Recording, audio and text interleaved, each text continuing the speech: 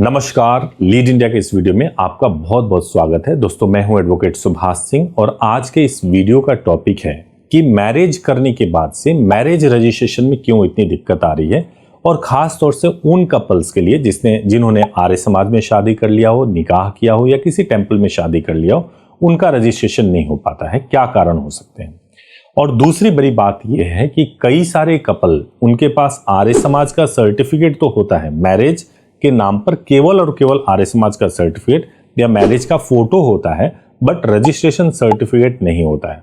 जब उनसे बात की जाती है तो वो ये बताते हैं कि पहले तो बोला गया था कि आपका मैरिज भी करवा देंगे और मैरिज रजिस्टर्ड भी करवा देंगे, और बाद में मैरिज रजिस्ट्रेशन में कोई तकनीकी खामी बता करके मैरिज का रजिस्ट्रेशन नहीं करवाया गया।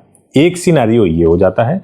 कई लोग ये कह के बुलाते हैं कि अगर आप आर्य समाज में शादी कर लेते हो तो वो पूरी तरह से लीगल होता है, जैसे कोर्ट से आपको सर्टिफिकेट मिलता है या मैरिज रजिस्ट्रेशन का सर्टिफिकेट मिलता है, वैसे ही वो पूरी तरह से लीगल होता है। उसमें फीस भी कम लगता है और जल्दी भी आप कर सकते हैं, कोई प्रॉब्लम भी नहीं होगा।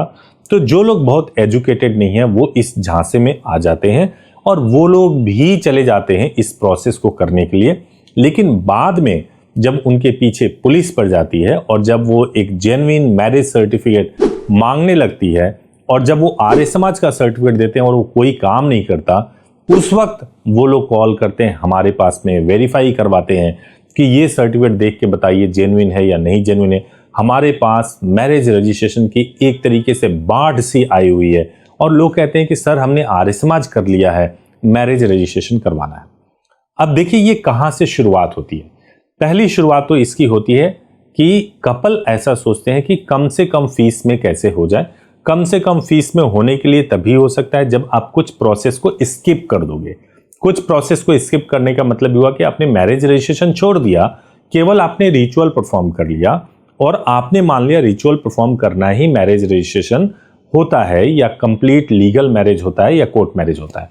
जब आप ऐसा सोचते हैं तो कर तो लेते हैं, फीस भी कम लगता है, एक ही दिन में हो जाता है, लेकिन बाद में जब आपको कंसिक्वेंस फेस करना पड़ता है तो आपको बहुत सारी दिक्कतें होने लगती है। नंबर 1 सिचुएशन तो ये हो गया।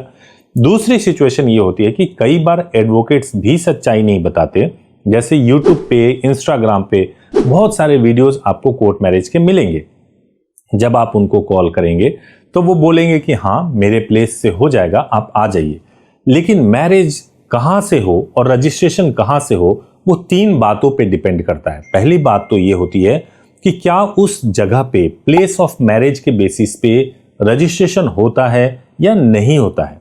यानी अगर आपने वहां शादी किया है तो क्या आप रजिस्ट्रेशन वहां पे करवा पाएंगे।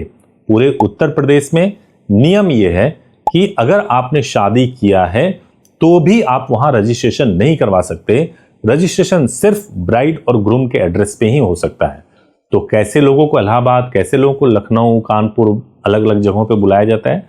उनको बुलाया जाता है, बुलाने के बाद से मैरिजेज में उनकी खाली रिचुअल को परफॉर्म करा करके और उसके बाद से उनको वापस भेज दिया जाता है या फिर उनका आधार या एड्रेस अपडेट करा करके फिर मैरिज का रजिस्ट्रेशन करवाया जाता है। तो ये आपको जज करना है कि आपको इस तरीके से करना है या नहीं करना है। अगर आप पहले से ही अवेयर होंगे, आप डिसाइड कर पाएंगे कि क्या ये मुझे फॉलो करना है या नहीं करना है। वहीं पर कुछ लोग ऐसे होते हैं जो कई सिटीज में सर्विसेज प्रोवाइड करते हैं। जैसे अगर आप दिल्ली से करना चाहते हैं तो दिल्ली से हो जाएगा, यहाँ प्लेस ऑफ मैरिज के बेसिस पे होता है। जयपुर में भी प्लेस ऑफ मैरिज के बेसिस पे होता है और जयपुर के राजस्थान के कई सिटीज में होता है, तो प्लेस ऑफ मैरिज के बेसिस पे आप मैरिज कर सकते हैं। अहमदाबाद में भी प्लेस ऑफ मैरिज के बेसिस पे आप मैरिज एंड मैरिज रजिस्ट्रेशन करवा सकते हैं। तो अगर कोई संस्था अगर कई मल्टीपल सिटीज में सर्विसेज प्रोवाइड कर रही है तो उसके लिए ये डिफिकल्ट काम नहीं है कि आपके प्रोसेस को कंप्लीट तरीके से करा दे। अब सवाल एक और आता है कि क्या आपके पास में केवल आर्य समाज का या केवल सिंदूर लगाया हुआ फोटो आपके पास में है या केवल निकाह का सर्टिफिकेट है तो वो पूरी तरह से लीगल और वैलिड होता है? जवाब है कि पार्शियली आप उसको बोल सकते हैं कि आपने शादी किया है तो आपके मन में एक सेटिस्फेक्शन है, लेकिन जब आप पुलिस के चक्कर में पड़ेंगे तो ये किसी काम नहीं आएगा। मैरिज का रजिस्ट्रेशन होना बहुत जरूरी है। अगर आपने रजिस्ट्रेशन नहीं कराया है तो आपको बहुत परेशानी उठानी पड़ सकती है। नंबर 1।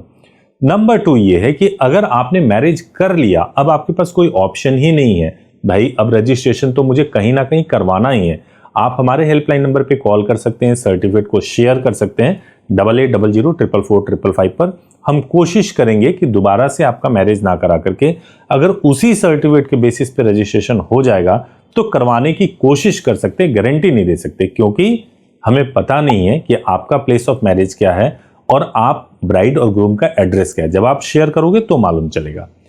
तो इसलिए जब कभी भी आप कोर्ट मैरिज के बारे में सोचते हैं तो केवल आर्य समाज मैरिज या टेंपल मैरिज या केवल निकाह के भरोसे मत रहिए। एक तो पहले ही पेरेंट्स का कंसेंट नहीं है, उसके बाद आपने डॉक्यूमेंट्स भी इनकम्प्लीट बनवा लिए हैं, तो ये आपने अपने जीवन के साथ बहुत बड़ा खतरा ले लिया है और ये आपके लिए सही नहीं है। तो इसलिए सावधान रहें और गलत तरीके से कोर्ट मैरिज के प्रोसेस को कभी ना करें। आप कम फीस के लालच में आकर के कभी भी गलत प्रोसेस को अडॉप्ट ना करें। Thank you so much for watching this video. इस संबंध में अगर आपको कोई भी गाइडेंस चाहिए तो हेल्पलाइन नंबर पे कॉल कर सकते हैं। Thank you so much.